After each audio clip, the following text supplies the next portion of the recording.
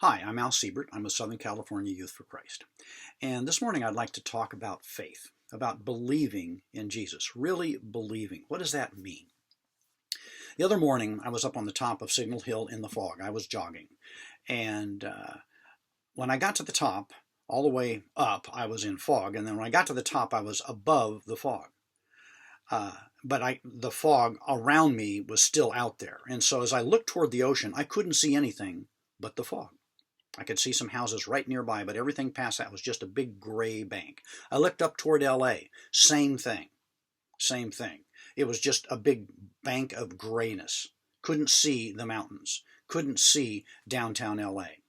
So, I had the choice of thinking that maybe everything had fallen into the ocean, LA, and the harbor, and that we in our house were still safe overnight, or I could remember that the harbor is still there, that the mountains are still there. Even though I can't see them, they're still there. And that's what faith is. Faith is knowing the knowledge of something that we can't see, that we can't sense with our five senses. So when we say we have faith in Jesus, we're saying that we are committing ourselves to Jesus Christ.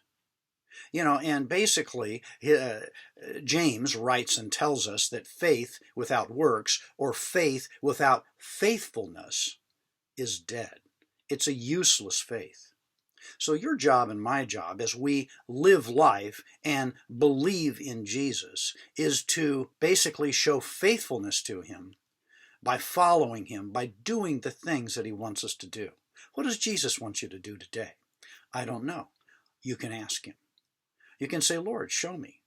And James also reminds us that, when we ask God, for wisdom, he will give it to us. He's not stingy. Hebrews 11 reminds us that what faith is, faith is the one thing we need to please God. It's the one thing that we can't go without if we're going to be close to God. And Hebrews 11 says that faith is believing that he exists, but the devil believes that too. But the second thing that Hebrews 11 says is that we have to believe that he rewards those who look for him, who seek him. The ones who ask him for wisdom, he gives it to them. He's not stingy. He is generous. God is good. And that's what Satan doesn't believe. And a lot of our world doesn't believe that either. Who do you know today, in your family, in your neighborhood, who doesn't have that kind of faith in Jesus? Can you pray for him today? Would the Lord even put a thought into your mind to maybe strike up a conversation?